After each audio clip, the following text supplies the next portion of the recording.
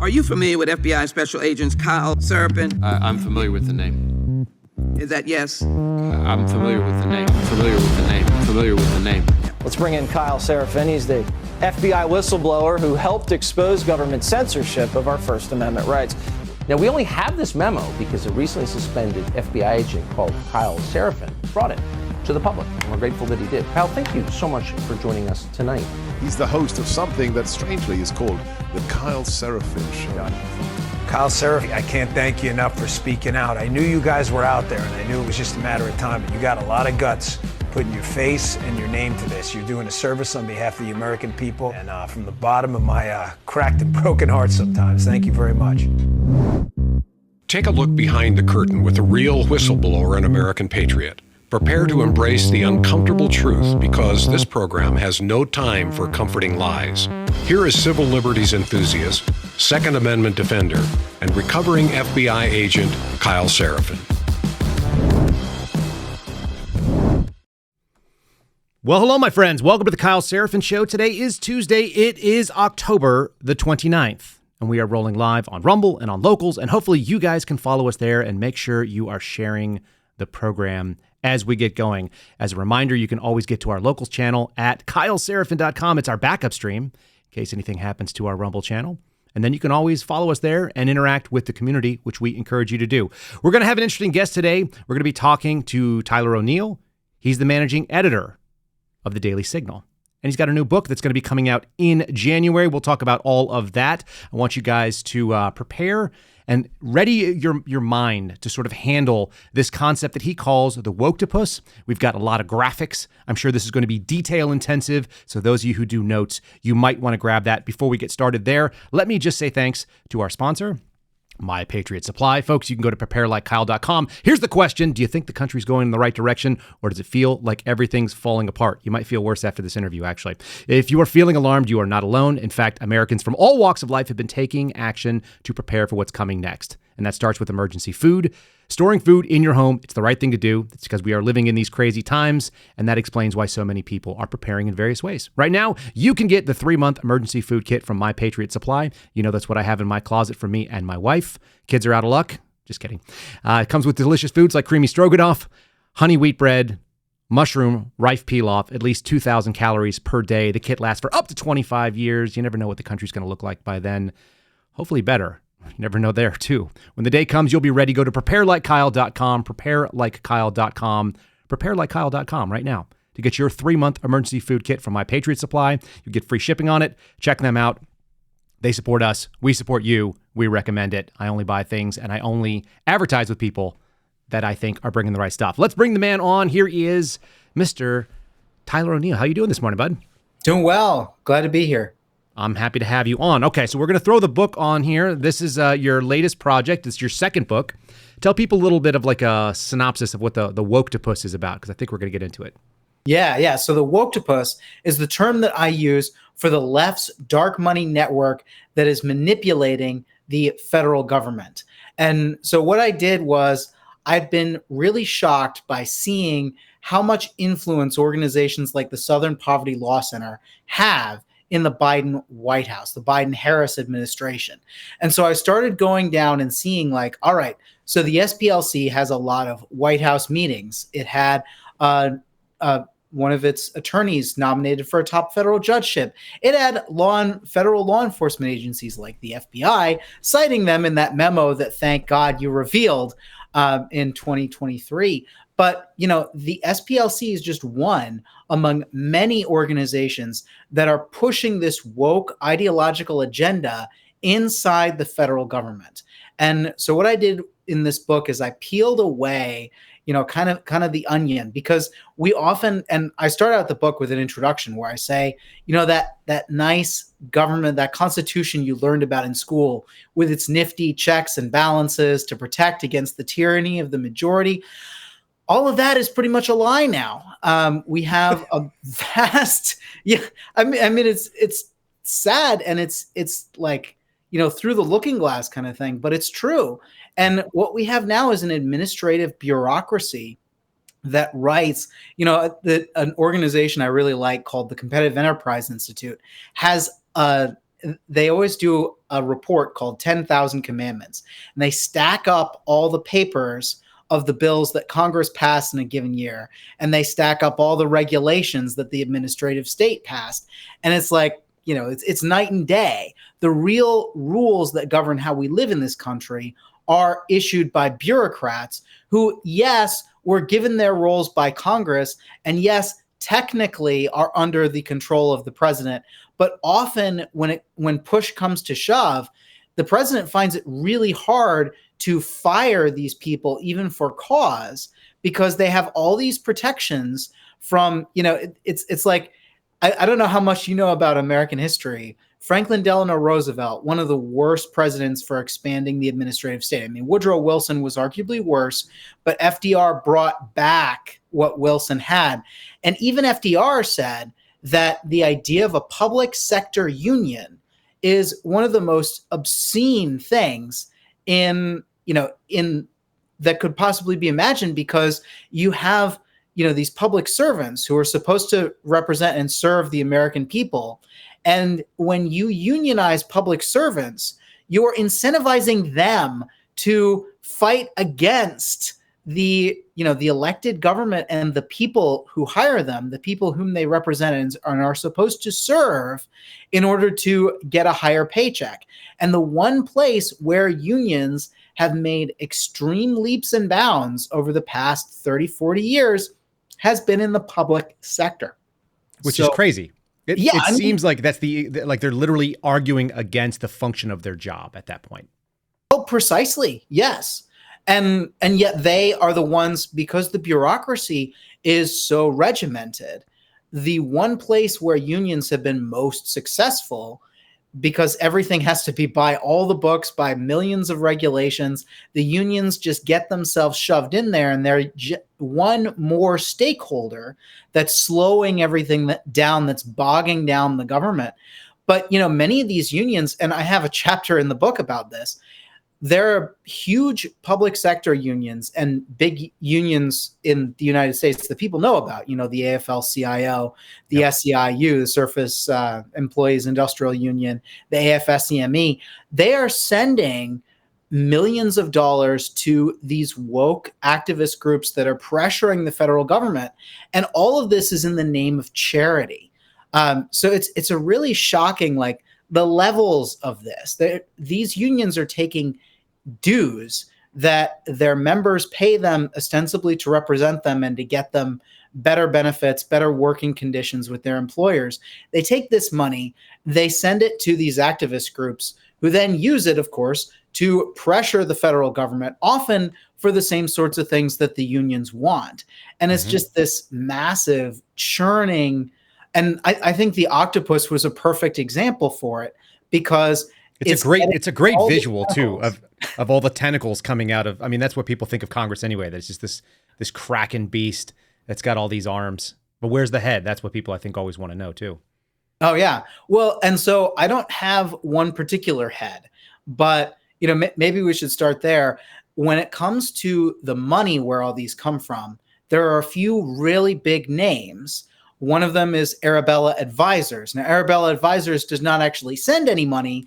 They create nonprofits that cloak where the money goes, so that donors can give to all their preferred far left woke priorities and hide where exactly that's going. So the donor's money will go to the 1630 fund, which then dedicates that money further down. And the donor doesn't have to disclose where it went. And the 1630 fund has a whole bunch of initiatives. So that's Arabella Advisors. There's also the Open Society Foundation, which I'm sure everybody has heard of George Soros. Usually, yeah, everyone's going like this, and their yes, antennas are tingling. Exactly. Well, it's like George Soros set up this massive industry of funding left-wing groups, mostly through the Open Society Foundations. And of course, Open Society Foundations has like 6 or 7 different entities under its umbrella. These are the Open Society Policy Institute, the Foundation for Open Society. It's all like variations on a theme. But George Soros is best known for pushing the rogue prosecutors movement, and these very, Marxist prosecutors who believe that their goal is to fundamentally change our justice system and to not press charges against smaller offenses. And essentially what that does is it incentivizes an increase in crime, which we've been seeing, especially petty crime in cities across the country. I mean, I went to CVS a couple of weeks ago because I had a cold, and all I needed was, basic cold medicine. That had to be locked away, and I had to get somebody to come in because I was in a Washington, D.C. CVS. I'm like, this is the capital of our country. No, you were in danger. Yeah. Oh, but that's the way it is. And so George Soros, who, by the way, isn't in control of Open Society anymore, he handed the reins over to his son, Alex Soros, who has said that he's more political than his dad. And Alex Soros these days has a very active X account where he's posting pictures of himself with Tim Walz and Kamala Harris and all these people. So, these big donors have a lot of influence in especially the Democratic Party, but also the administrative state, where their preferred candidates are usually the Democrats, because only one candidate in this election is really talking about bringing the administrative state to heel. I'll leave it for your listeners to know who that is. But yeah, we just spell it out here. We don't really care. But yes, obviously there's one group that is very incentivized. I want to derail you on this because I'm gonna come back to it. But what I want to do is make a pitch. First of all, your X handle is on the screen right now. It's Tyler 2 O'Neill, so people can follow you over on X Twitter, and I hope they do, especially if they want to see more of these wild diagrams that they can download themselves, like I have, and we'll go through some of them a bit. What I want to do is make a pitch for who you are as a person, because I always like to see the lens, not just the glasses on the face, but the lens that people see the world through. Can we walk back? Where did you grow up? Where are you from? And how did you end up in this space talking about politics? Yeah, so I was born in the People's Republic of Boulder in Colorado. And I like to say I revolted into orthodoxy in early youth and grew up in Golden. So my parents, I actually lived on the side of a mountain in Golden. And my dad was a volunteer fireman. So every summer I would spend my weekends going out, clearing out the brush the brush that grows up in the mountains in Colorado. Everything is super dry, right?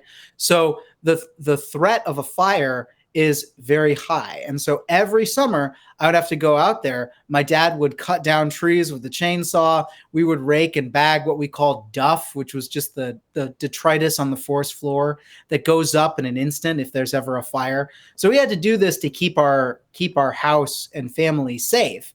And this instilled early lessons in me from a young age about the importance of, what you have to do to keep things safe, what you have to know about your environment, what you do, to protect against fire in particular. And my dad would tell me all these stories. Like, he, as a volunteer fireman, he saw multiple situations where, if you're in a motorcycle and you get in an accident, it can be one of the worst. Like, he's told me about people getting their heads chopped off because they flew off their motorcycle bars. And then, he had a story. Anyway, I don't want to go too far into it. No, but you know what? Really let me throw a PSA on top of that, because I worked as a paramedic, and you may not know that about me. But one of the things that I saw, and one of the things that I changed in the city of, where were we?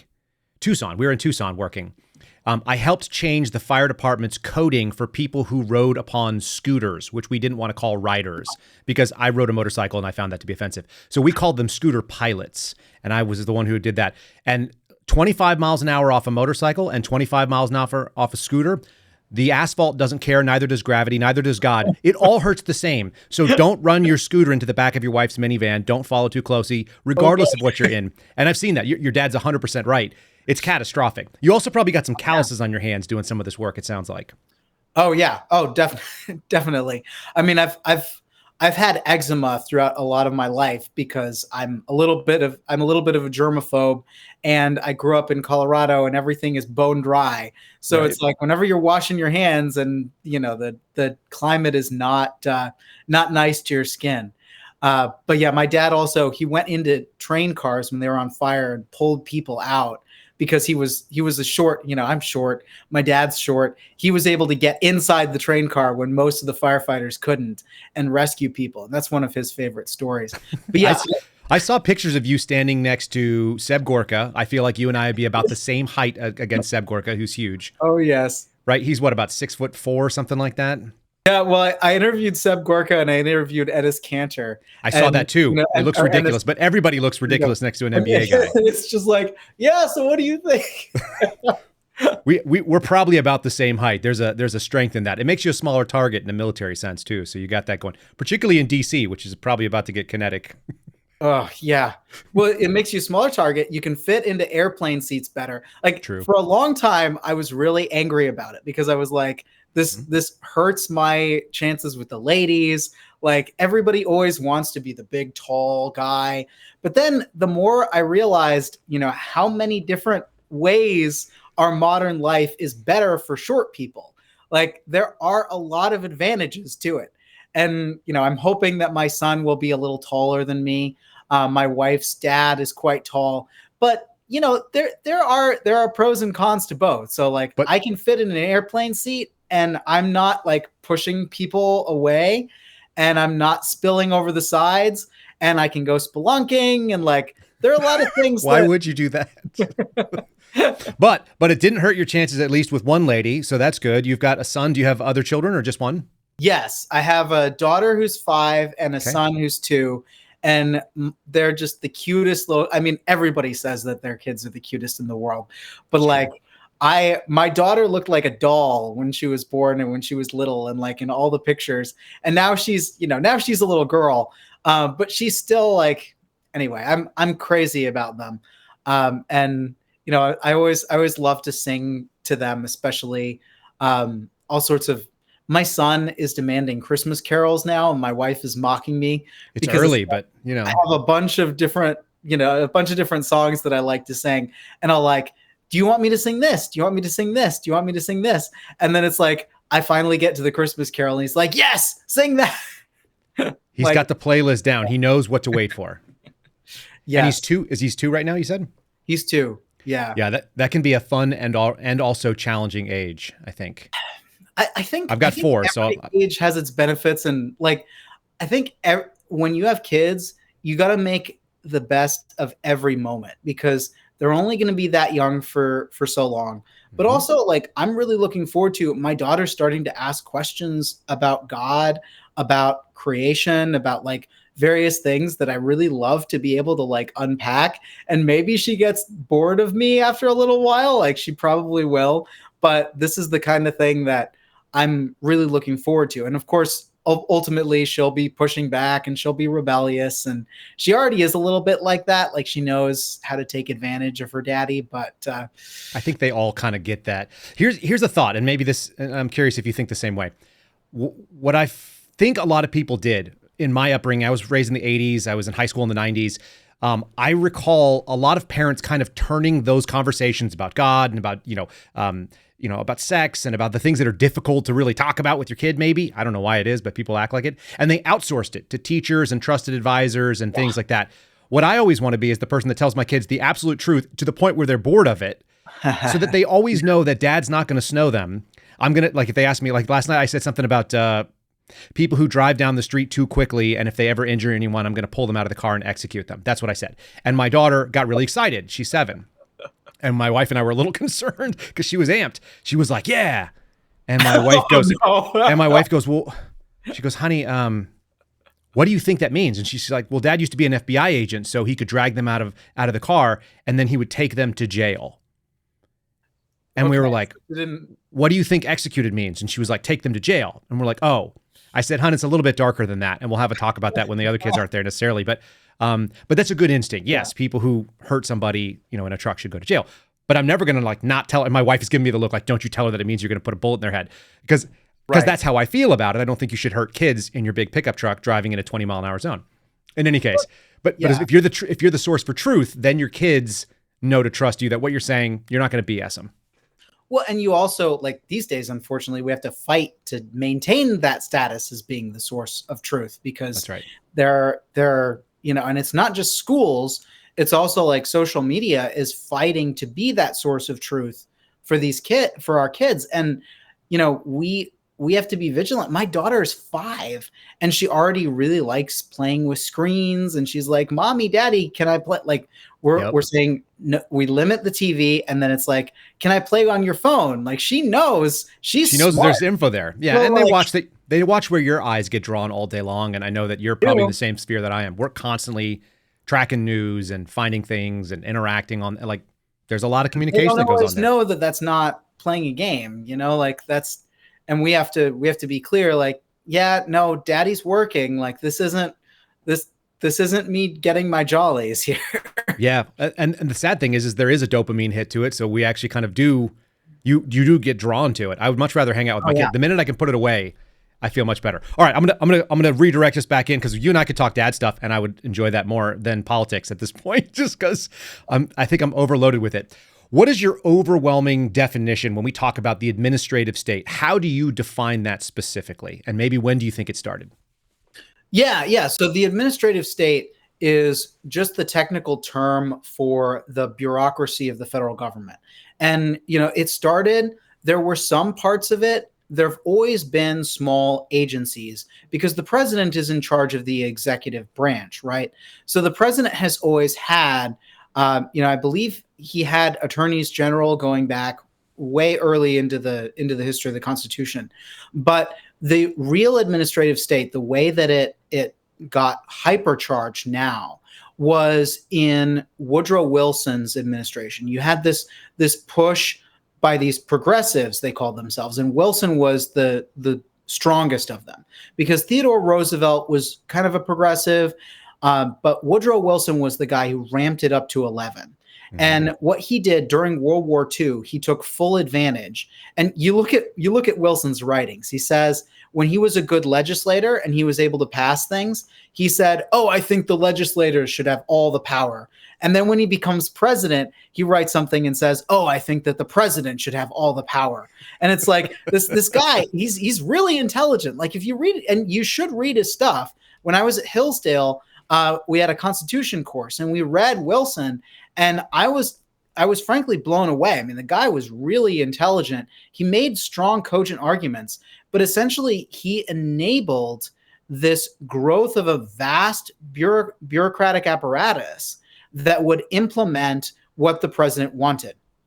And at the time, I think you said Wilson, World War II as well. It's been sticking in my head. I think you said World War II, but we mean World War I with Wilson. Oh yeah, sorry, World War I. And I know you know that. I'm just World War I. He created this thing called war socialism, and he created all these different boards of industry, and he pushed propaganda. Like this is a part of our history that very few of us actually know about, because it was an absurd overreach of the federal government. And it also enabled the U.S. to help win World War I. But I mean, I think we might have been able to do this without the kind of insane stuff he was doing. Like it gave him an operation like to come and exercise control at home, and they were using it to say we're being like in solidarity with what's going on overseas. But it seems like, isn't that interesting? So here's an interesting parallel, and you probably know this already, but we're talking about Wilson. We talk about FDR, who had the Committee on Un-American Activities, like that went on during his time. So they were also a big overreach of censorship and grabbing in the United States. And we did the same thing with the Patriot Act in a post 9/11 United States. And those, I don't know if there was another big power grab maybe during Vietnam as well, but foreign conflict and that chaos creates a big opportunity for government to just grow into that void or force itself into a void that it shouldn't have been. Well, and you're focused on, and you're right to be talking about the specific, because that, when it comes to the weaponization of law enforcement in particular, and the way that it's been weaponized to say, like, look, we're fighting terrorism abroad, we're fighting the evils abroad. Wilson had his propaganda arm saying that all Germans were evil. I mean, if you study this stuff, it's bananas. And we went after communists, which are like, and as far as I know, you can be a communist in America. We were all just different countries who unfortunately ended up fighting a war, but this was just different alliances. They were treating it like the Germans were barbarian Huns and that they should be demonized. And it's like there were huge waves of German migration to the United States. Like a large section of our country has German heritage. And yet Wilson is out demonizing these people because he was a wasp's wasp. Back when white didn't mean anything, when everybody who was, Anglo-Saxon, it was like white, Anglo-Saxon, Protestant. You had to be all of those things. Right. Nowadays, if you have 5% Greek and you're mostly like Middle Eastern, you're white. You're That's white right. as day. If you're Iranian, you look white. And today they don't distinguish. But they're also willing to say, like, based on what you believe in could make you white. It's just like you could be white adjacent. I ran into what's his name?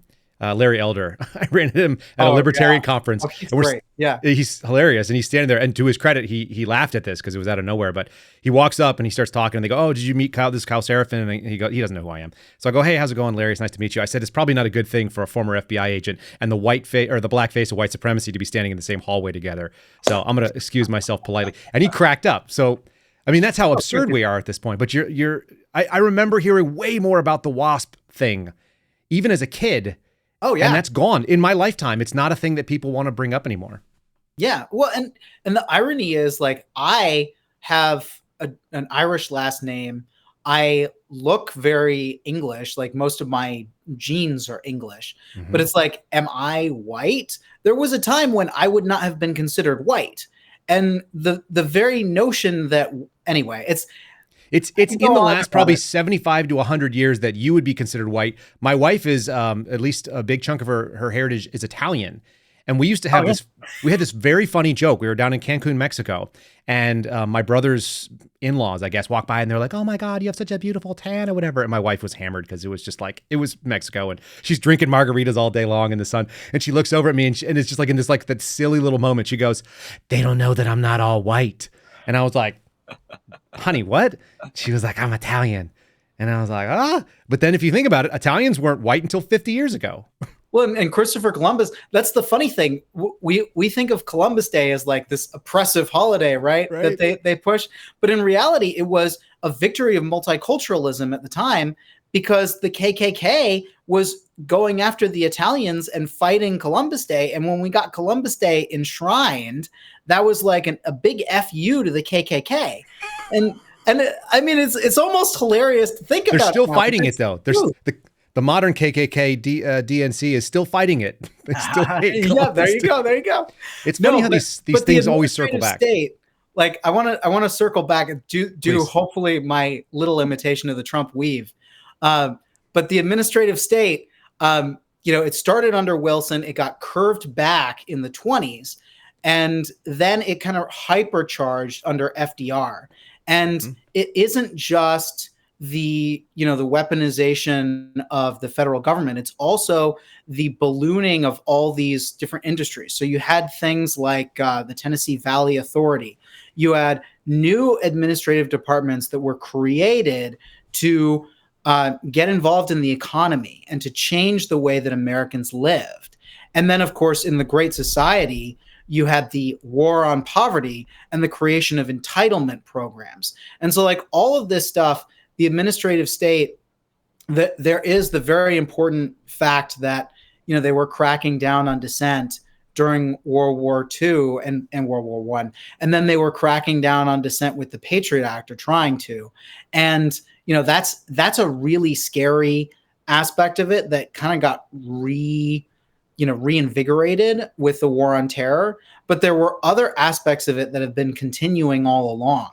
And so this vast bureaucracy grows. And so now, we have more agencies, 3-letter alphabet soup agencies, than anybody can keep track of.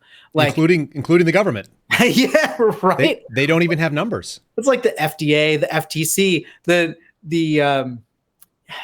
DOE. You can't even say DOE because you could be saying Department of Education or Department of Energy, right? Yes. And then 2 cabinet level positions, which is a humongous bureaucracy that, and the second in command, Admiral Rachel Levine, this man who is very clearly a man, and says, "Oh, I've had children, and I'm really glad I didn't transition until after I'd had children, because then I wouldn't have my children." And I'm just sitting here scratching my head like, you want kids to transition and never have the chance to have children, yet personally that if you had transitioned too early, you wouldn't have your children, and you understand what it's like to be a father. And by the way, he is still a father. It's like, you know, he's still male. He's an ugly father, though. I mean, he's really an unattractive man.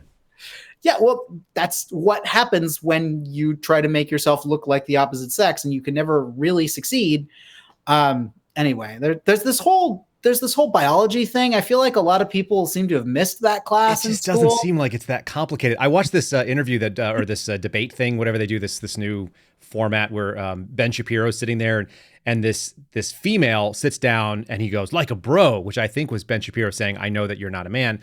Because think about every time you've ever walked up to a table with a person that you don't know and you're going to sit down next to them. Have you ever flipped the chair backwards, sat down on it, spread-legged, and like leaned in on the back of the chair where you're not sitting in it properly and then engaged? Or have you simply watched Saved by the Bell in the 90s and seen that that's how AC Slater would go and address his buddies that were at the table while he was like, you know, kind of trying to overwhelm them with bravado? I've never seen a man do that ever. And if they did, I'd be like, what? Is there something wrong with you? Are you okay? Are we about to get in a gunfight? Like, why are you creating a barrier at this table? What a strange thing to do. Anyway, we used to understand biology. We used to be a proper country for a lot of reasons. Yeah. And now partially because of the influence of the Woketopus, we're, you know, out on an island. You know, we're no longer the idea that you can say that men need tampons and that a vice presidential candidate will have advocated for tampons in the men's room. I mean, it's just, and what I love though now is that you see these Democrats who have been hook, line, and sinker for the trans movement. And then they're suddenly saying, oh, we don't actually support men competing in women's sports. We don't, like Colin Allred in a debate with Ted Cruz goes up there and says, I'm a Christian. I don't believe in any of this nonsense. And I'm like, so why did you sign a letter 2 weeks ago where you're advocating for this nonsense? Why did you vote multiple times? Why did you co-sponsor a transgender bill of rights? Like all these people, they're trying to get away with, they're trying to say, oh, we're not actually supporting this thing because they think the American people will turn a blind eye or actually what they think, they know that it's insane, right? So they think the American people will think that the Republicans who criticize them are the insane ones, and that the Democrats who pretend not to support this are the sane ones. I think that's their play, and it only works if you're extremely low information.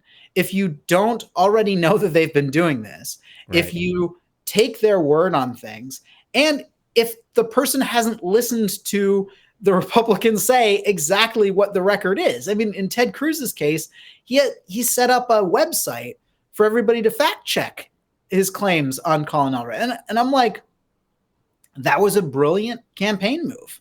Well, and he did it preemptively. It's what the left likes to call pre-bunking at this point, which is one of their information op games where they're going to pre-bunk the thing that they think you're going to do.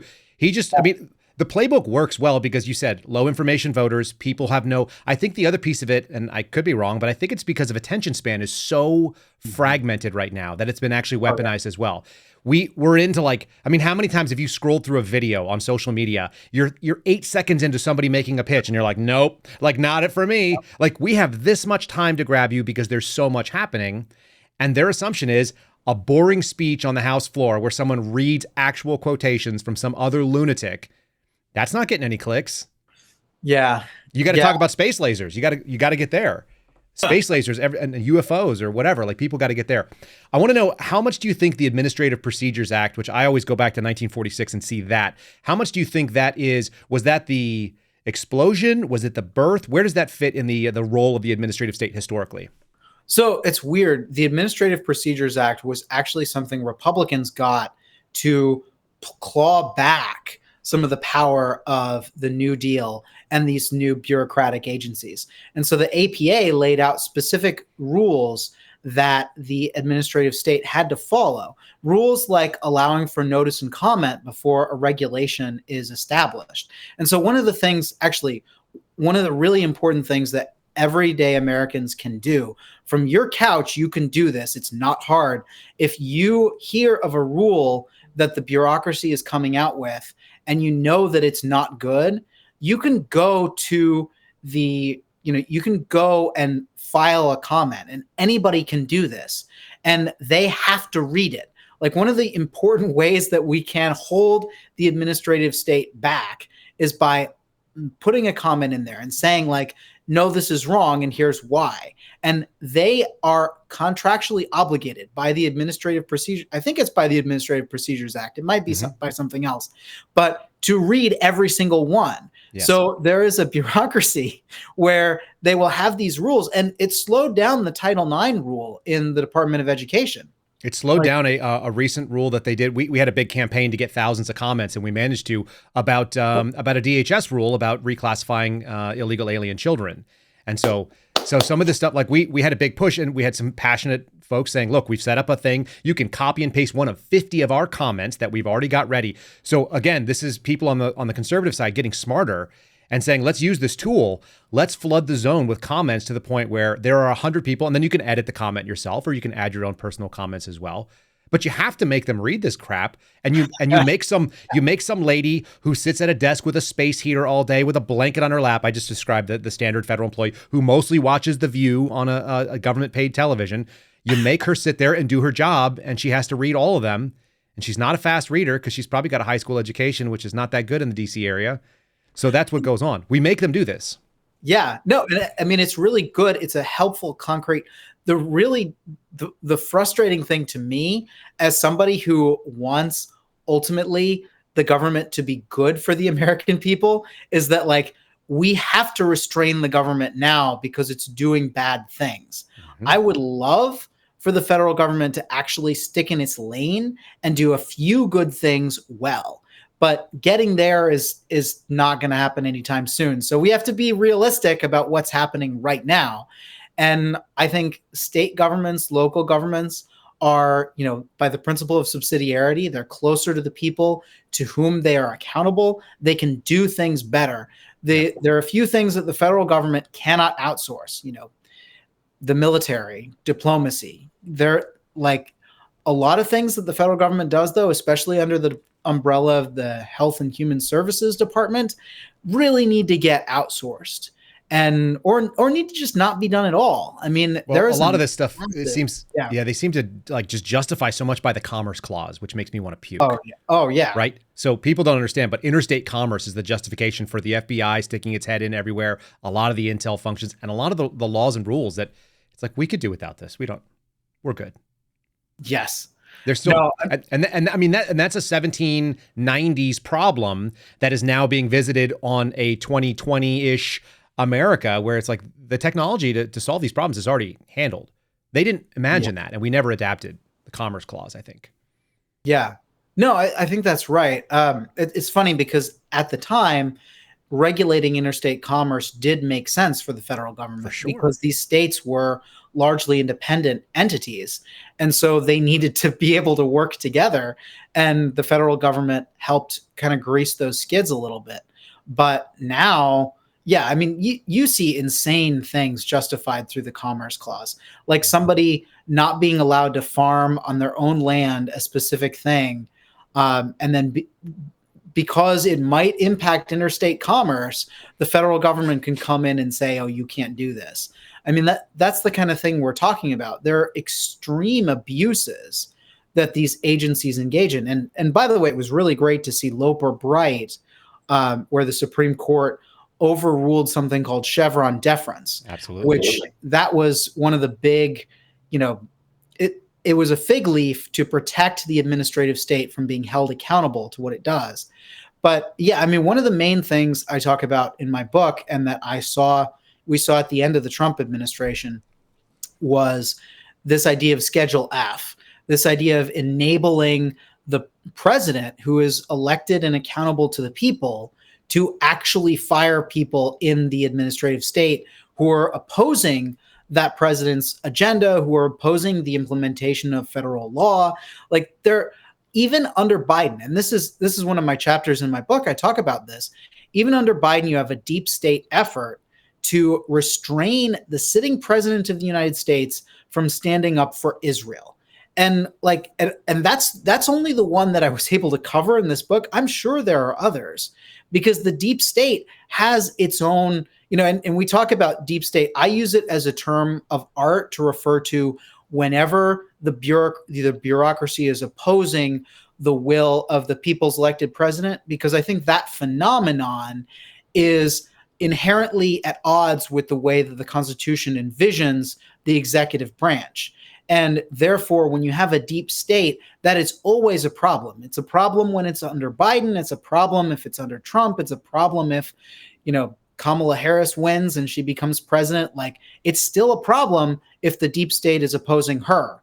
And so I think in our constitutional order, it's important that we take on this deep state phenomenon. And I don't know, like, there's a lot of talk about specific cabals within the overall deep state, and I would love to expose more of that. What I have here is a broad-reaching effort that I was able to get from publicly available documents. So I don't have, the list of 5 or 10 people who are pulling all the levers in the administrative state. What I have is the overall apparatus, and ultimately there are probably people behind that. There are some people who really loom large, though, in my book and in this effort. One of them is John Podesta. He founded the Center for American Progress, which I found their fingerprints in at least 3 different basic pushes of the Woketopus in the administrative state, specifically on immigration, pushing for open borders, hugely on environmentalism and sending money. I mean, John Podesta is the guy who's driving more than $300 billion to people through the Inflation Reduction Act. I mean, and even the Biden-Harris people have been saying that this is more a climate bill than it actually addresses inflation. And, he's there. John Podesta is making all the deals. He has connections to, Hans-Jörg Wyss, who's a Swiss billionaire who is making a lot of impact. He helped fund the Ohio abortion referendum, for instance, the ballot referendum. And he's involved in a lot of different things too. But like, John Podesta has ties to all of these big donors. He's sitting there in the administrative state making these money moves. And with the Center for American he was with the Podesta Group, a lobbying firm, before he co-founded with his brother, before he was Hillary Clinton's campaign manager, after he had been Bill Clinton's chief of staff, and then he founded the Center for American Progress, and he has all of these money connections and these activist connections. So he is the perfect person for the left to be putting in a role like this, where he is just sending these green grants out. By the way, he was also on the board of Juul Unlimited, which was another one of these green boondoggles that fell apart. And it raises a lot of questions about where this money is going. And look, I'm all for, if we could find a way to make solar and wind actually work, that'd be great. But we have nuclear and we have fossil fuels.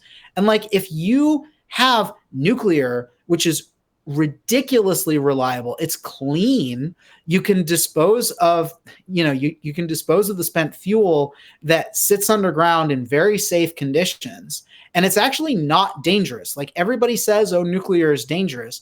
If you look at it, not only do they have all these safeguards, there is no connection between nuclear energy and nuclear weapons. First off, that's the big number one, like, underline that.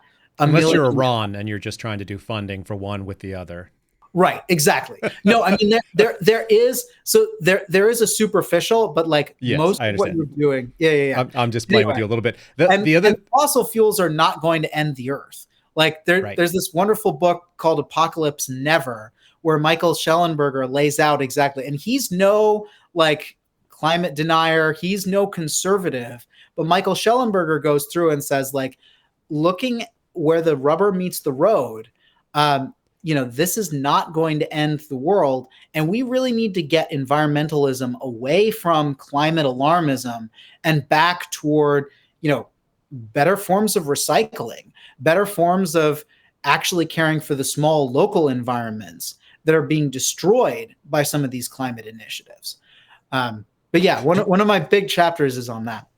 Do you think it's fair to say I think the founders envisioned that the legislative branch would be the primary and the most powerful. The executive would be subservient to them and do the will of that. And then the judicial would be a referee of some sort, probably not the way that we have it today, but some version of a referee. But the administrative state seems to have actually usurped all of those three and become kind of a fourth branch. Even though it's under the executive, it's kind of its own animal. And as you said, it doesn't necessarily answer to the president. We know that under Trump. But even under Biden, it's like kind of operating under its own rules, at least from the outside. That's what it seems like. Yeah, no, I mean, that is largely right. Biden still often sets the agenda. And because the administrative state aligns with his agenda, it ends up working a little bit closer to the way the Constitution envisioned it, because he actually sets the agenda, but not on everything. And I think it's very important to say, like, in Israel, on the issue of Israel, you had hundreds of State Department employees. These are people who work in the State Department who are, reaching out across the globe to try to, make relations with the United States. They're sending what's called dissent cables to the president saying, like, no, you can't support Israel. This is a ridiculous abuse of their position. And, everybody. And anyway, it's yes. So fundamentally, though, the administrative state is its own animal. And that's why it was good to see Loper Bright. It's good to see these small parts of it being eroded. But, you talk about the founders believed that the power of the purse would enable Congress to always win in any dispute between the branches. Like, they wanted Congress to be the key decision maker. And so they gave Congress the power of the purse. Now, Congress has set up different agencies that essentially can get rid of that final ultimate check. One of the biggest ones is Elizabeth Warren's brainchild, the Consumer Financial Protection Bureau, and this is one of the things many of us are not happy about the Supreme Court with in this current role, in the last Supreme Court term. They allowed this Consumer Financial Protection Bureau's funding mechanism, which completely circumvents Congress, to stand. And essentially what that means is that this agency that essentially exists to push Elizabeth Warren's particular goals on, protecting consumers, right, financially. Well, what that often amounts to is preventing companies from doing what they need to do to succeed, and adding yet one more administrative hurdle to the way that business is run in the United States.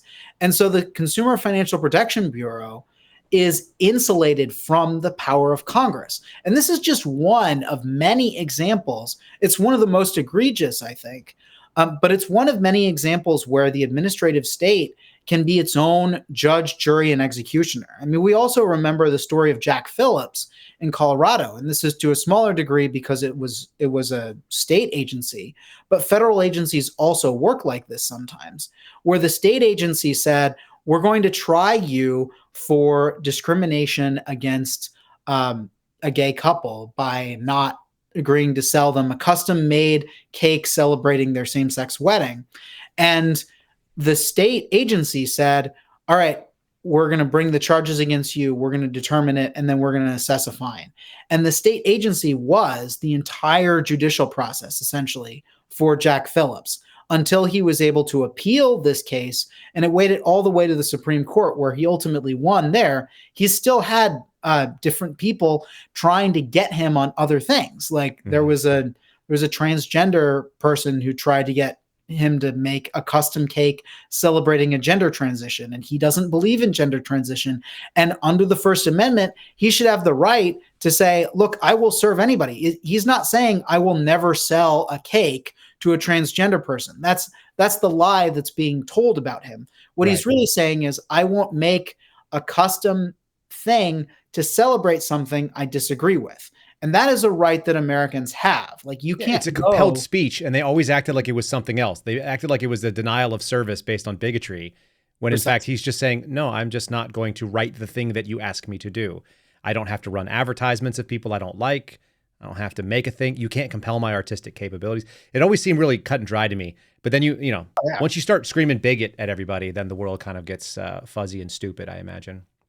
Well, and that's the whole strategy of some of these organizations that are in bed with the federal government.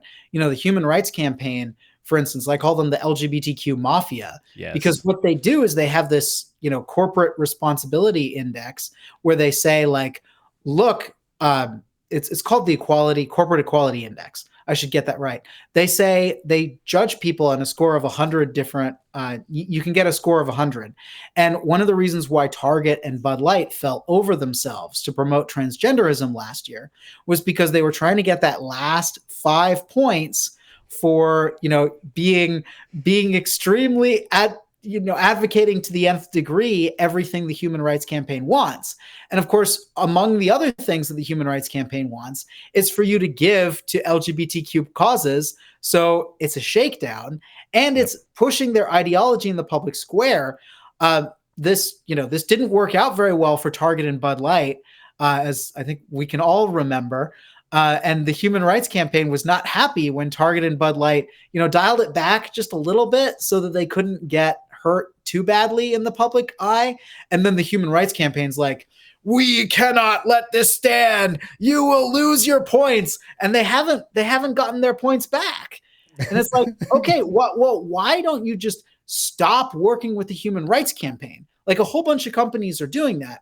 Of course, the problem is there are a lot of investors who, because of ESG, environmental, social, and governance, they use the Human Rights Campaign as part of their social category when they decide which companies to invest in. So the real thing we have to do, and this is something that Vivek Ramaswamy and JD Vance and many of these other investors, Peter Thiel, have been doing, is saying, like, we are not going to follow ESG. And it's very important that the source of the money that the power of ESG relies on says that these venture capitalists say, we're not going to do this. But, until the entire venture capital establishment wakes up, many of them are, but like BlackRock is an institutional purveyor of all this stuff. And BlackRock has been running ads on Fox News trying to protect itself. But BlackRock hasn't fundamentally rejected ESG. And until that happens, we're still going to have this problem.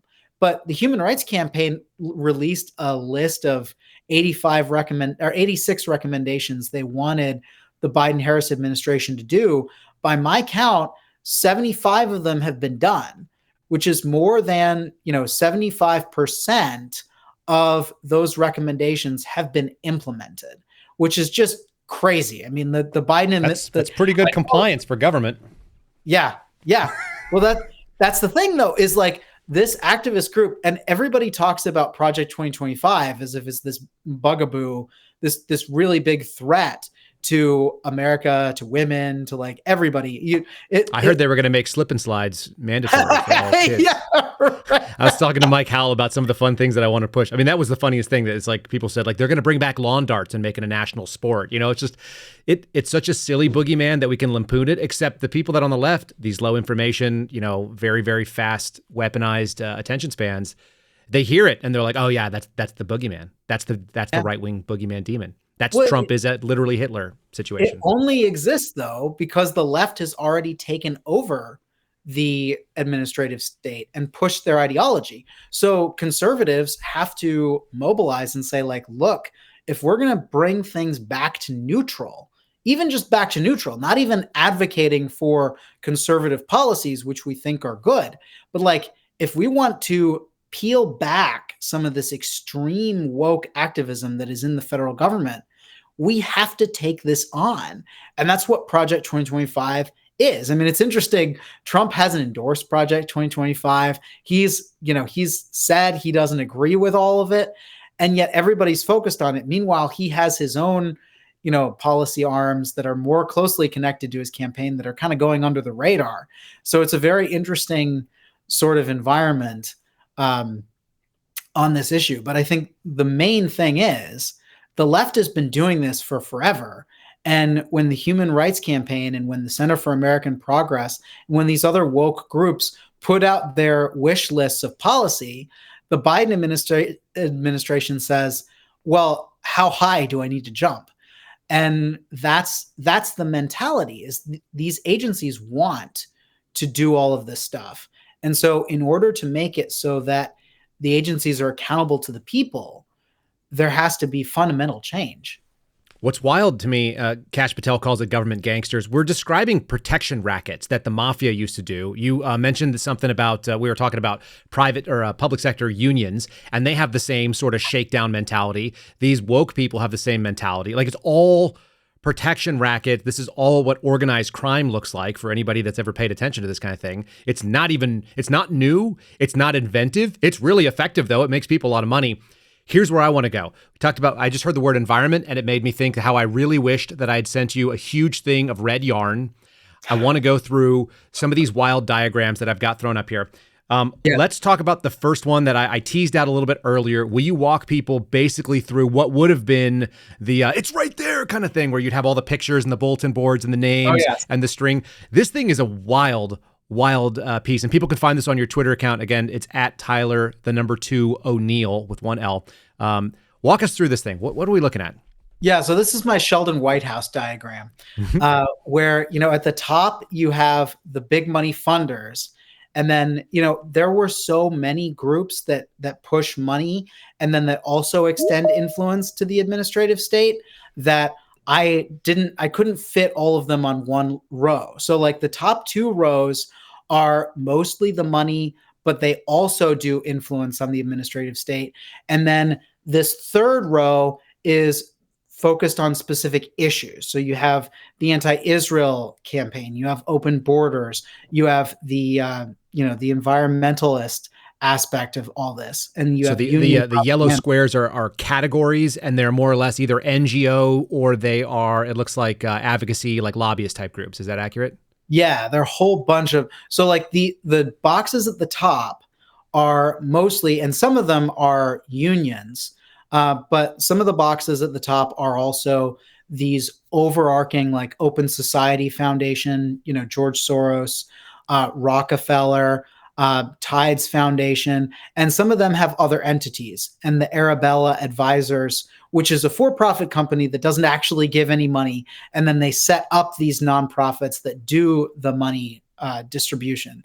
So all of those are, and you'll notice they're sending money to the activist groups, but they're also sending influence in a lot of cases directly to the administrative state. At the bottom is the administrative state, and it doesn't cover every single part of the administrative state because that's humongous. But what I have are a whole bunch of different agencies that have been influenced by this influence campaign. And so you can trace from the top to the bottom, and in many cases, even the funders, and I think this was one of the key aspects of the book, was that even the big money donors, who are often, their role is just propping up the woke groups, even they have direct ties to some of these agencies. So you have the Department of Agriculture that worked directly with Eric Kessler, who's the founder of Arabella Advisors. And you have, but what you have in this diagram, you have many of these lines represent money, and then some of the lines represent influence. And then in other diagrams, and I think in this one too, I have a separate line for people going to different places. And so this is the overarching, the 10,000 foot view of what I cover in the book, of how the left's dark money apparatus is impacting policy in Washington. So if people are looking at that, one, I will retweet your tweet so people can see it on social media. And I'm also going to post it over on Locals with a link to the book so people can see that as well. But one of those lines is cash flow. One of them is influence, and the other is personnel or people. And so that's what we're looking at here. You need 3 different colors of string, it would seem like, to make your wild diagram. I want to grab this one too, because we pulled this one off. This is how it affects elections, which is going to be very interesting in the next couple of days as people are starting to panic about how that goes on. Can you explain what this funnel is, the Demos? What is that? Yeah, so Demos is an organization where none other than a certain guy named Barack Hussein Obama was on its founding board. But Demos is one of these impactful left-wing NGOs, and they advocate for they call themselves demos because it's the root of the people in democracy. Words like democracy, it's an ancient Greek word, and what they're trying to do is change the way elections are done. And one of the big things they did was they issued an executive order template, essentially.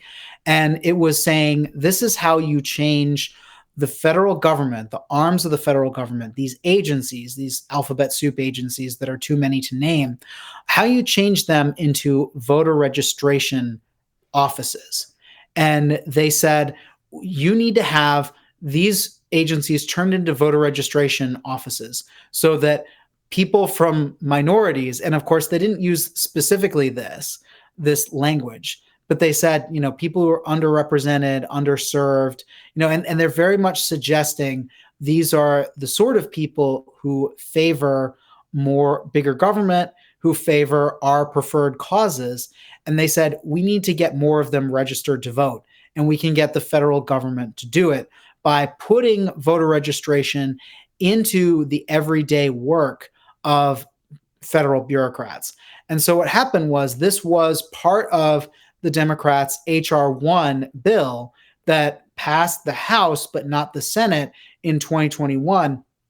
And when it failed in the Senate, President Biden went up and signed an executive order that was essentially copied word for word from Demos.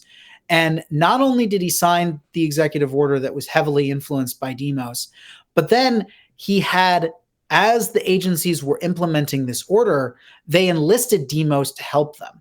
And one of the biggest things that I saw was, and this is something the Heritage Foundation's Oversight Project revealed through FOIA documents, was that they had an early listening session, is what they called it. And they had all of these left-wing groups that all oppose voter ID, election integrity, the basic common sense changes to the way we do elections in this country that Americans overwhelmingly support. Like a Pew Research survey found, I think the number is 85% of Americans agree with requiring ID to vote. I mean, it's just like, we ask for ID when you order a beer, we ask for ID when you're pulled over. Like, this is the most basic thing. And yet still so many on the left and Democrats, and President Biden said that it was the new Jim Crow. Anyway, it's asinine. But anyway, these groups that oppose voter ID are all meeting together. And many of these groups, I call it a Woketopus party, because it showed that many of the organizations that I've been following and that I have on that overall chart were meeting with each other. But that funnel is the money. So Demos gets all this money from these different places: Proteus Fund, Open Society Foundations, Arabella nonprofits, the Tides Foundation. And then it sends its influence through the arms of the federal government. And all of those arms of the federal government are implementing the elections executive order. And these are just the arms of the federal government that we know about that have been working with Demos. There are a lot more. And they're not hiding this. That's the thing that's so crazy. So just a DOJ example, my personal fixation. They mentioned that they are not going to be looking for election fraud, which we heard loud and clear. They are only interested in voter suppression, which is a get out the vote, make sure everyone can vote. We're going to fight it. Like, we're going to single-minded one thing here. And I'm sure the others have done similar sort of actions. They were actually, I remember there was a direct requirement, federal funds to sign people up. Aren't elections supposed to be run by the states? Isn't that what's supposed to happen? How do we get here? So there are different levels of this. Has already been an issue with what's called motor voter, where there was a law they passed in the 90s that allowed DMVs to register people to vote. And even that is controversial, and rightly so. But this is saying the federal government is getting involved in voter registration. By the way, voter registration is one of the key things that campaigns do, because they want to get people who are likely to support their candidate. They want to get them registered to vote. Sure. So this is the federal government doing the work of often, Democratic campaigns, trying to register people to vote before they can vote. And part of what campaigns do, they do voter registration, and they do get out the vote, and they contact voters. And so the first step is always voter registration, usually months in advance of an election. And then closer to election day, they do the get out the vote. They go door to door, registering people, but then they also go door to door saying you should vote. Now, thankfully, we don't have federal agencies doing the get out the vote part yet, but this is yeah, right. I mean, but this is how far Right? this is. Well, we're real close to that. It's like you've been found in violation of not voting at this time. You are being requested to go to a appropriate polling location at this moment. You're like, I'm having breakfast, man. Put on your slippers or you're going. How far away is that? Like, because that's a dark fantasy that would not be outside of the rate. They're like, well, if we could get these agencies to go do it, we got a bunch of Border Patrol people, we got a bunch of FBI, we got a bunch of DHS agents, unknown number of DHS operators in the world. Like, yeah, let's go door to door. They would love that. I hope, and I mean, this. I hope Americans are offended by that idea on every level, but I just then the agencies would like push back, like. They would love that. It's another mission. It's another budget item. It's another metric, like McKinsey checkoff points. But many of them do view, and this is one of the crazy things about how disconnected the bureaucracy is from the American people, is that a lot of people in the bureaucracy do legitimately believe that what they're doing is helping the American people. And they also legitimately believe things like, the world is going to end if we don't solve climate change. And like, they believe this stuff. And most Americans are like, how crazy are you? But we have polling from Scott Rasmussen with RMG Research, where he was highlighting the elite 1%, he calls it, and the federal bureaucrats. And these people are far more likely to say that Americans have too much freedom today, that they're not cracking down on disinformation the most. Like, this is where a lot of this is coming from. And I mean, so on the one hand, I agree with you that it's possible that things could always get worse. But that's always the case. Come on. I also think that the way these bureaucrats think, that would be a bridge too far. But now. You have to do it. I mean, you'd have to do it incrementally. For now. But here's another thing to that, though. Vote the way that's good for them, they should be forced to. That is the natural step. That is not that far away. And here's part of the reason I think that lends towards that. It's a N equals 1 in this case. But I'm seeing, at least in my former agency, we're seeing a lot of people being recruited, not because of their skill set, but because of their mindset, because of their ideology. We're also filtering out people, and we're getting rid of people. Like, if you're a toxic male, like you're out, Tyler, you can't be an FBI agent at this point. Like, you used to work with your hands. We don't want that. No way. So that mentality of service is gone. And then you get this guy like Clark Burns, who just was exposed by Fred Lucas the other day. And I don't know if you saw this, but we're talking about $7,000 in donations over a period of like 3-4 years. He's working exclusively January 6 cases. I know Clark. This is the funny thing. Like, I know him personally. I used to go jogging on the trail and run into him and his twins.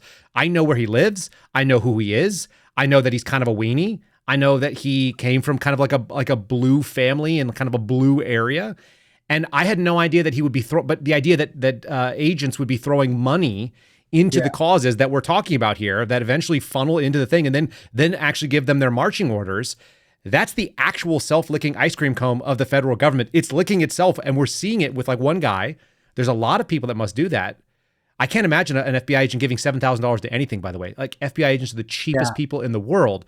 So the amount of mentality, though, that goes into that that's why I don't think it's that far for people to go knocking door to door and rounding up people to the polls.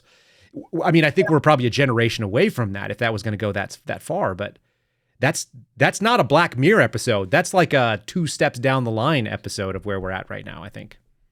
Yeah, no, with the level of corruption, just like looking at the way that the border crisis is being handled, like, you have these NGOs, and this is the thing that kills me, is because I generally like Catholic Charities as an organization. Like, I think they do a good amount of work, but if you look at how much money they get from the federal government, and then they're one example, there are some NGOs, and this is like 95% of the money that they get is from sending illegal aliens through the country from the federal government. Your tax dollars are going to fund the resettlement of refugees who are not legally refugees under the laws passed by Congress, by the way. Like, we want real refugees in this country. Don't get me wrong. Like we've helped Afghan refugees because I think we almost have a moral duty to help. Only because we screwed it up. Exactly. No. I'm not saying we have a moral duty to try to change things in Afghanistan. I'm saying we have a moral duty. At this point, yeah, we abandoned a lot of people alongside us. That's right. Because they thought they could rely on us, and then we pulled out. Like that's not who we brought in. I mean, Tyler, that's not who we brought in. That's the craziest part of all that stuff. Well, I mean, the people I've been helping are. No, don't get me wrong. I'm just saying out of the 100,000 people, not all of them were working with U.S. forces. And I know that because I walked around 2 different bases full, 10,000 Afghans each, and most of them had zero connection to the United States or the government or the State Department or our operations in there. Yeah. They just jumped on a plane because the plane was leaving. And like, man, if you were in a place that wasn't very good and there was a plane leaving, and that's why a bunch of people fell off the wheels of those things. That's why when I say we screwed it up, I mean, we disastrously blew that withdrawal. And what and you know, the cost of it was tremendous, not just like at Abbey Gate, but even just, you know, you just think about that stuff and you go, we imported that on purpose. This was another one of those moves to destabilize. Is this the Cloward Piven that everyone's always talking about, that we're seeing it every aspect is overwhelm and then flood the zone with more government? Or do you think they actually have a plan? Or is this just chaos that's unfolding without any direction? That is a really excellent question. I mean, I think the plan that they have is twofold, right? They want the border to be open so that there are a lot of new Democratic voters. And they think these people are going to vote Democratic because apparently they haven't been paying attention to how woke they are, or how woke the Democratic establishment is, right. And how a lot of these people who are seeking a better life, like I think a lot of illegal aliens might not end up voting Democratic the way that the Democratic establishment wants them to, because they're not on board with every trans, CRT. Like they want to live. And a lot of Hispanics, especially legal immigrant Hispanics in this country, who are often the salt of the earth people. Like I grew up with two legal immigrants from Mexico who I deeply respect, and they are my fellow Americans, like better than many of us who grew up here and didn't have to go through those hoops. That's but right. Like these people don't support illegal immigration, and they don't support the woke. And I think that's the main thing. And a lot of them are Catholic, and they're not really into abortion either, it turns out. Right. What an idea. No, but that's they sound like radical traditionalist Catholics. It sounds like they could probably get investigated if they could just get the SPLC to get the FBI after them. Exactly. Oh, if only. No, the other aspect though is terror across the world. And this is the part where I am really scratching my head, because I don't want to say, and like, I don't put things past these people, but like, it really does seem like the natural solution of the natural, what we're seeing, what we saw on October 7th, and what we're seeing with increased terror across the globe is the natural result of us leaving all that equipment for the Taliban. And, I want to give the Biden administration the benefit of the doubt that it just messed up, that Biden just wanted to get out of there on September 11th and he wasn't thinking things through. Like that would be, but I can't overlook the possibility that this was intentional, that they wanted the Taliban to get this crap, to oppress their own people, to fund terrorism across the globe as an excuse for the United States to get more involved across the globe. I mean, I don't think that's a dark thought, right?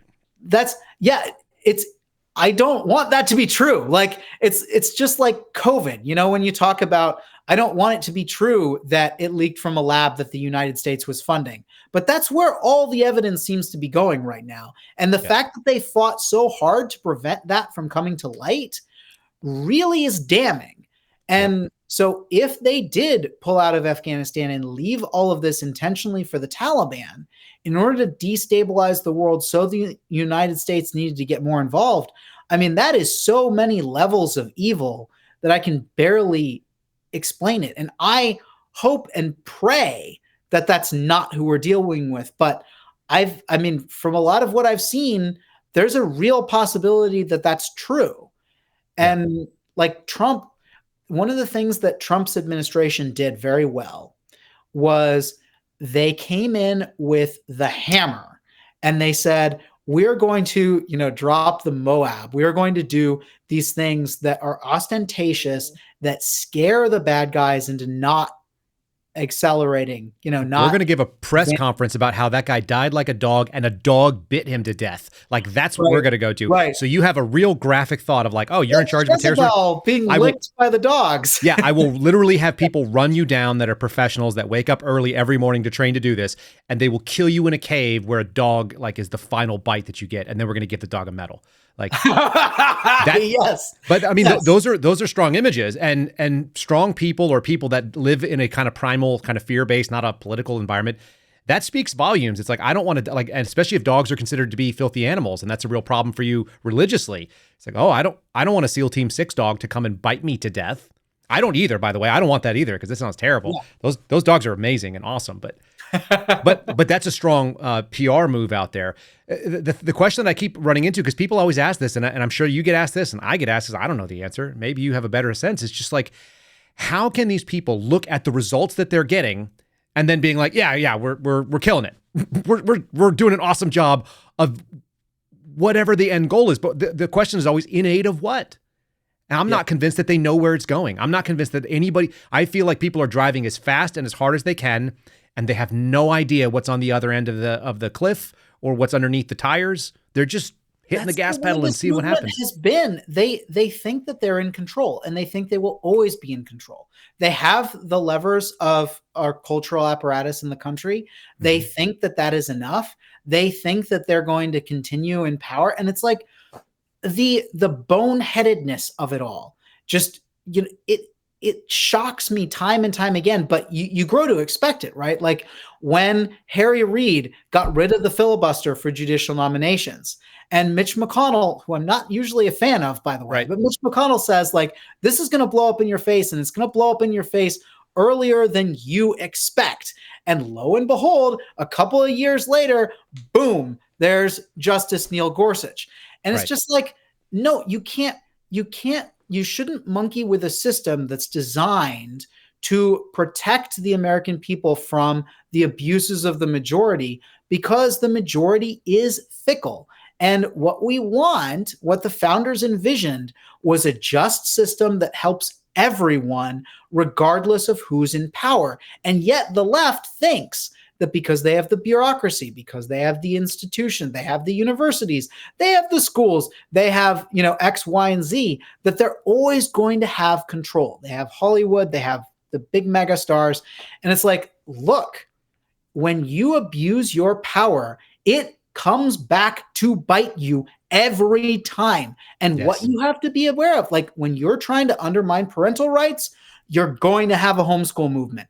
That's what's going to happen. When you're changing Hollywood to make stories bad, just to make them woke, like you're going to have the Daily Wire Plus launching its stuff. You're going to have these things, and you're going to lose control, because that's not what the people want, and because there is an ultimate justice in this world. And so when you overplay your hand, you're going to get backslapped. And that's what happened in 2016 and 2017. And, I hope that we have a successful populist movement in this country, not because, not putting on an R and a D or whatever here. I'm a 501c3 employee. I don't endorse. That's fair. But what I want to see is the woke movement dealt the final, like, no, when you were pushing for real diversity. And I remember the 1990s, right, when it was controversial. I read these Katie Wu books to my daughter, where it's all about a Chinese American girl.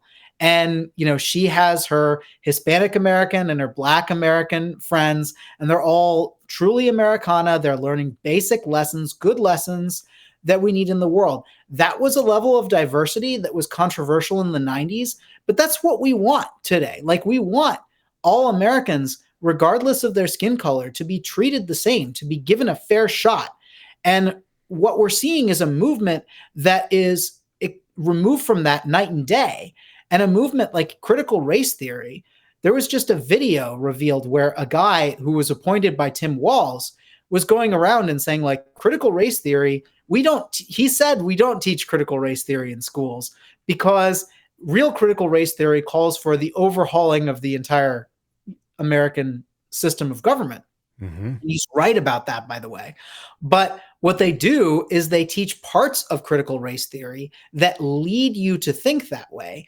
And therefore, they are teaching critical race theory. It's just watered down enough so that people don't suspect the real truth, which is that critical race theory calls for the racialization of our society so that it can pull up and pull down our government and make it anti-racist, which is just another way for the left to be pushing its people into positions of power from which they will never be removed.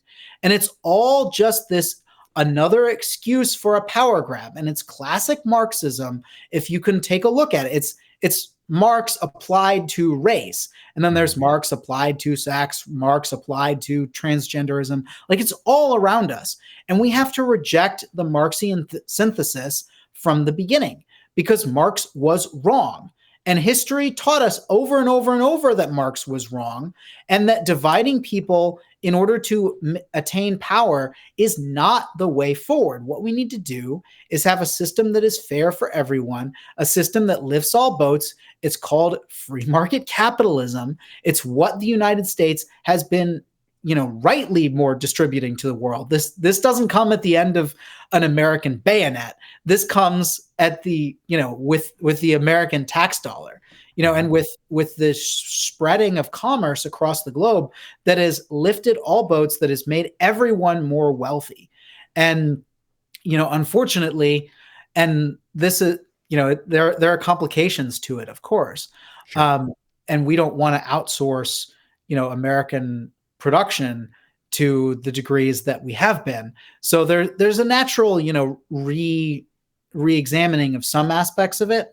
But I think that overall, capitalism is a net boon, and we don't realize how extremely wealthy we are and how impossible it would be for our wealth to be here for us if the government had more control, if the left had succeeded from the beginning.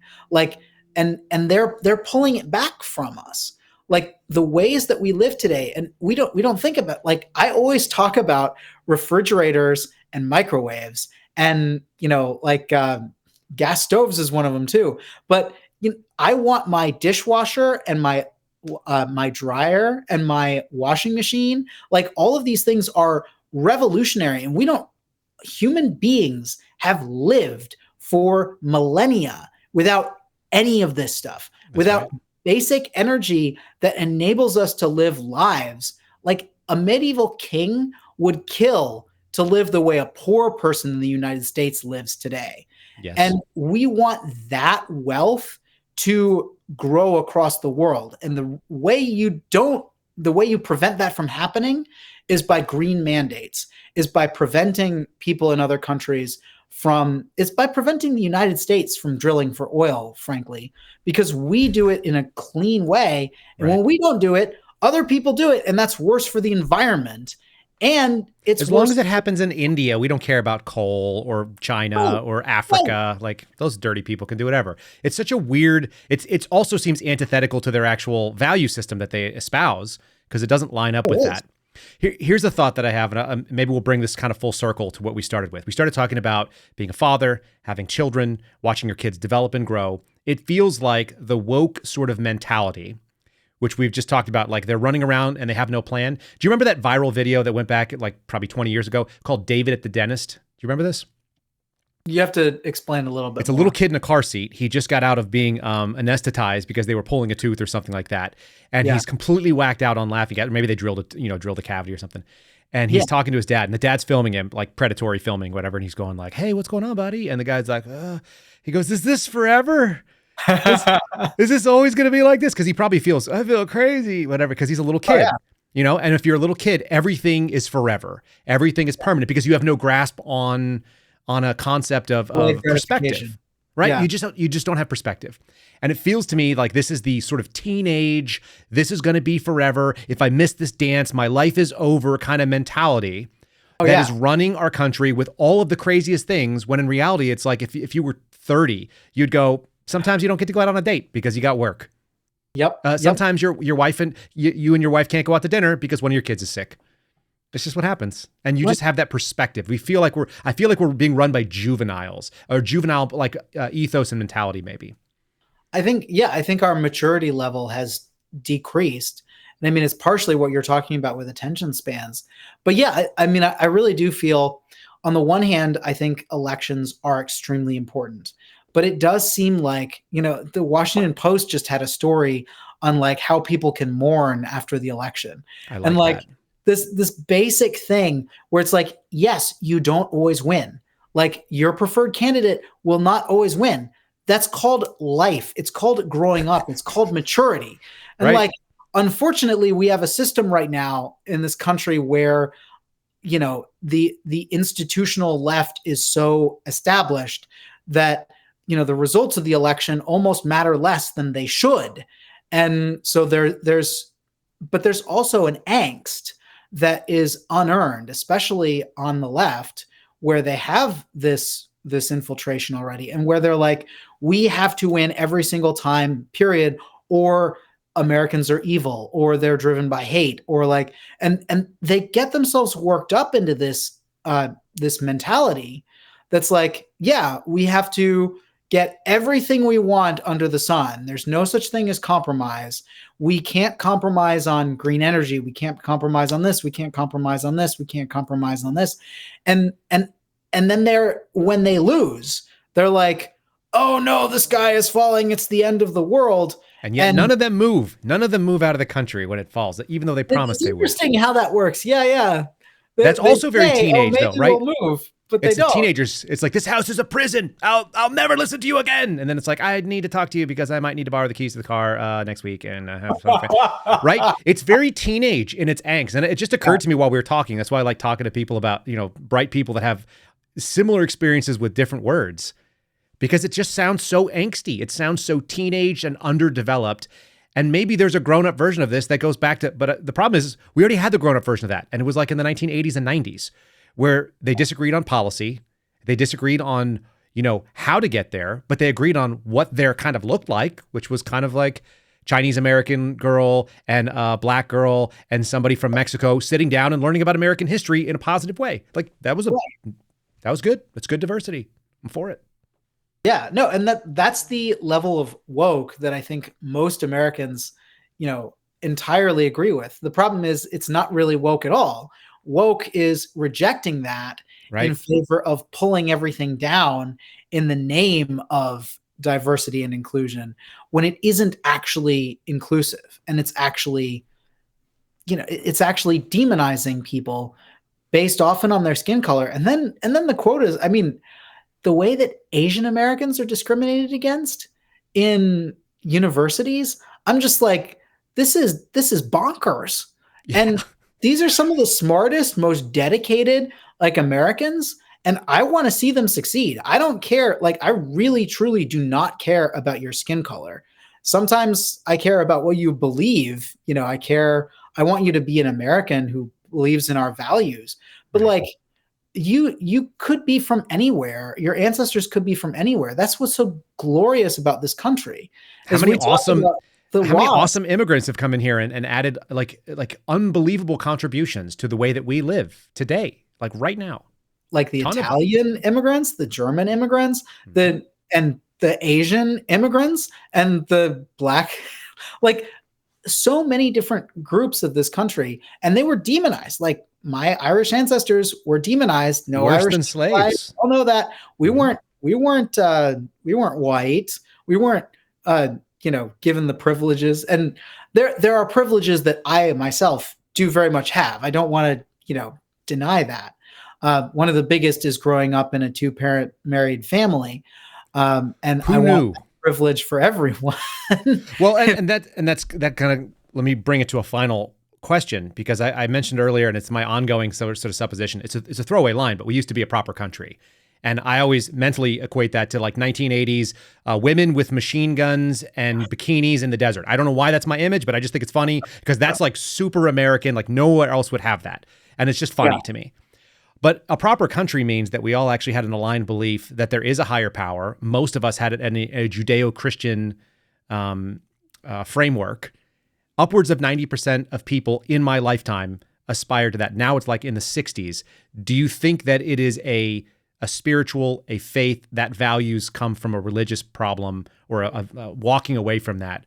Or is it something even worse or less worse? I guess it could be either way.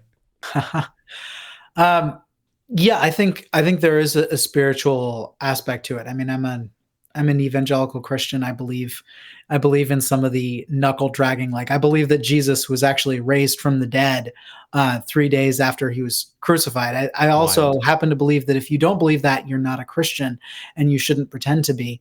But what about babies? Are you good with babies being ripped out of the womb? Is that a thing? No. I don't remember that in the Bible. There's also an interesting document that some people who consider themselves Christian need to familiarize themselves with. It's called the Didache. The early Christians were not big fans of abortion. In fact, the Apostle Paul talks about potions, and the word he uses for potions is a specific word that we know from Greco-Roman literature that referred to abortifacients. So this issue does trace back all the way to the beginning of the church. It's not just a Catholic or a Protestant thing, and it shouldn't be a conservative or liberal thing either. There are a lot of liberals who should realize and support restrictions on abortion and prevention of the killing of the most innocent of us. Well, I mean, I also believe in original sin, but when it comes to, the fact that these people have not been given a chance to live and they're being killed. And I think it's very important that we re-examine the way that we approach abortion. And anyway, the radicalization, I mean, what's more illiberal than killing someone who is completely innocent of anything? I don't have a good answer for it. There may not be one. I don't have a better answer either. But yeah, I do think there's a spiritual problem. I'm not sure entirely what the solution is. I tend to believe that a revival is the term we use for something that should be the regular status of the church. And if we are not experiencing a revival, that doesn't mean we're in a natural lull. It means that we're not following the prompting of the Holy Spirit to the degree that we should be. But, and that's something that Billy Graham was really great at talking about in his book on the Holy Spirit. It's also pretty obvious for anybody who spent any time reading the Old Testament that there's kind of a cycle, and the cycle usually involves like a lot of punishment and discomfort right up until they figure out like, oh, we were straying. We should probably get back on the righteous track, because when we do things that are immoral, they're against God's law, then we experience the natural repercussions, which is like everything kind of sucks. Conquered by the Ammonites. Yeah. You may or may not be exiled. You may or may not be conquered. You may or may not be enslaved. Like it turns out, it's just a generally undesirable status. And it feels like America's having that moment right now in a heavy way. It feels like we're on the cusp of something. Yeah, I don't know. I also happen to like the book, The Fourth Turning, by Neil Howe and William Strauss, and their generational cycle theory kind of means that we're due for something bad soon. And I mean, it sounds like we're actually in the middle of it. We just haven't realized whatever the sort of the major black swan events are. I think if the argument could be that the turning is already happening, that's what this is, that we're in this churn. Right. And then the question is like, what starts the ascent out of that, and where do we build from it? But you got a crystal ball you're looking into. What do you see the top 3 possibilities happen in the next couple of weeks here in this country for folks that are curious? You're in DC, so you're outside of DC, correct? Yeah, I'm outside DC, but close. Virginia-ish? Hold on, I just want to make sure. You're in America, or are you on the other side? I'm in America. Yeah, that's good. I'm in the state from which George Washington hailed, that once claimed the land heading to the Pacific, that voluntarily sacrificed the vast majority of its land to join the Union, to join the original Union, and then foolishly left the Union and lost the other half of its land. Right. I'm a former VA resident as well. It's a fun little experience. I used to be in Fairfax, so. Oh yeah. But I felt the crazy coming right up into 2021 when I left, and for 5 years I watched it build and feel very unsettling.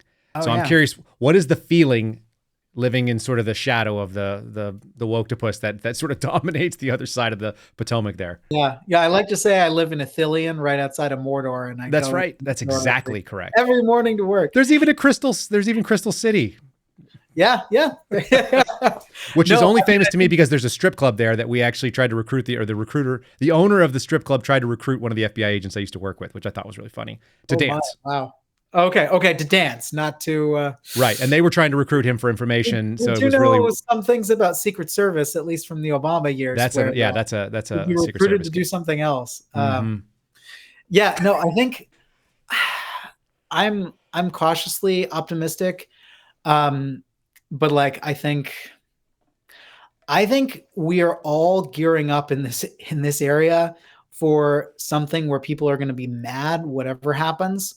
And so I pray that we have an election where it's clear who wins and we don't have this, long drawn out, we're counting ballots. Like, I think that's bad for the country. And unfortunately, we still have some of the old holdovers from COVID that make that possible. And if I have to put money on something, I bet that we don't know who wins the election until, the Saturday afterward. And that's not something I'm comfortable saying. Like, I really wish that I could trust that we would know, because I think it's good for the American people. It's good for the American people if you have a result that is clear, if you have a result that is strong and people can move on. If we can be mature and be like, all right, well, that person won.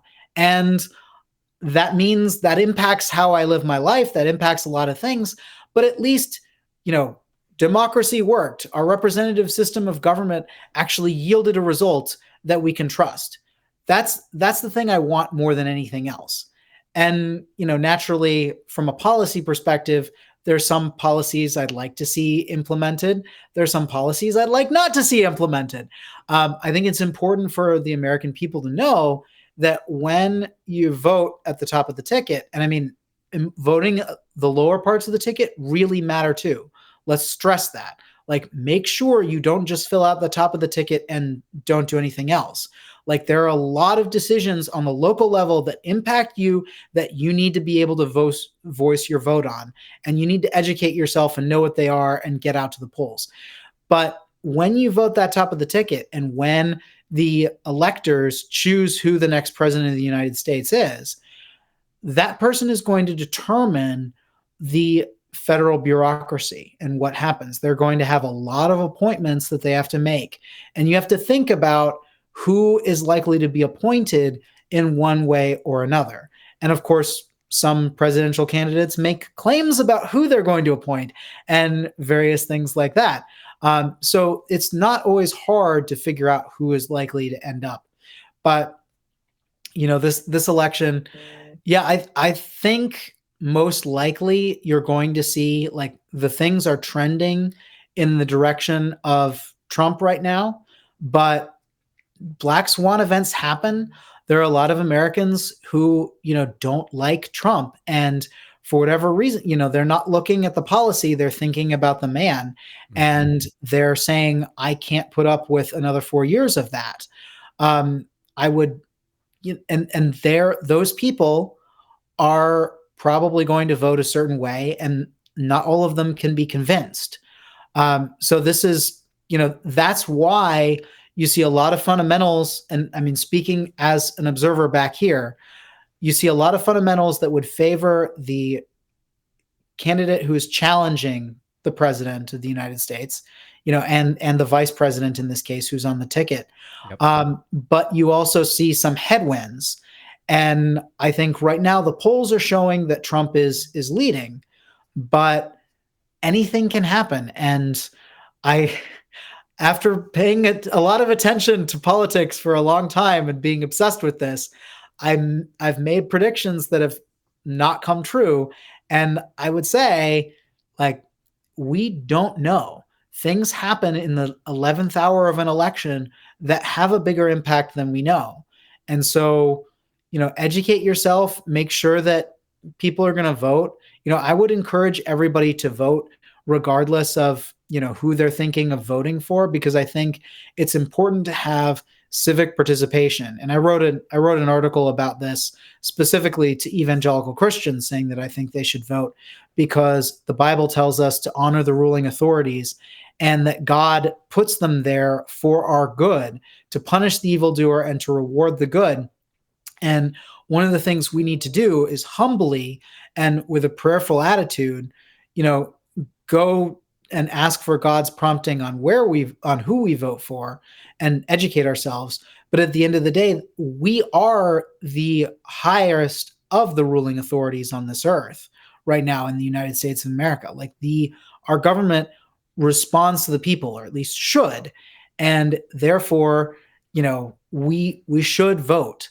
And I think it is a good thing to vote, even if you are not, the highest information voter. I think you still should vote. I also think God, as you were talking about the Old Testament, I love that. God said he appointed Nebuchadnezzar to punish the Israelites. God said he appointed King Cyrus to restore the Israelites. Mm-hmm. And God is the one who's ultimately in control. So I think to those of us who are nervous about getting it wrong, or about giving our election system, a legitimacy that maybe it doesn't deserve, I think we should humbly accept that God is in ultimate control. We often make mistakes, but he won't. And whatever his will for this country is, and by the way, he has no promise that says his will for this country is good. That's right. The promises are to the elect, to the people who believe and who are called according to his purpose. He will work all things out together for good. And that also applies to, I say Stephen, all things worked out together for good for Stephen, even though he was, stoned shortly after he believed in God. Like, it worked out for good for him. That's what the promise is. It's not the plan is not always evident to us as it's happening or unrolling. I feel like it's always a rear view. We go, I got it, in our own lives as well. But certainly for looking at it historically. Tyler, I want to give you one last pitch on the book. Tell people where they can go find it. Let them know when it's coming out. And I know it's coming out soon. Thanks. Yes. So the book is The Woketopus, The Dark Money Cabal Manipulating the Federal Government. You can find it on Amazon. I know Amazon has problems, but it is one of the best places to buy and sell books. And so we're there. I was briefly, at number 17 in one of my categories, even though it doesn't come out until January 21st of next year. So very excited. Hope to build up some more interest. You can go check out the graphics that I have on my X profile, Tyler, the number 2 O'Neill. Also have a really great trailer for the book that my colleagues, Tim Kennedy and Elise McHugh, put together that is just fantastic. But yeah, I go through and I try to take the 1,000-foot view of what's happening in Washington. And I have a lot of the receipts. So if you look in, there's a crap ton of footnotes. All those graphics have the information behind them in the book. So I've had people come out to me and say, like, oh, I really like this graphic. Where are your sources for it? I'm like, well, it's called a book. I compiled all of my sources. And you must buy it if you want the sources. There, like, yes, buy the book. You'll see my sources. You'll check for yourself. And there is far more to uncover about this than I have in that book. But I do think my book is a good starting point and a good way of exposing the organizations that are calling the shots.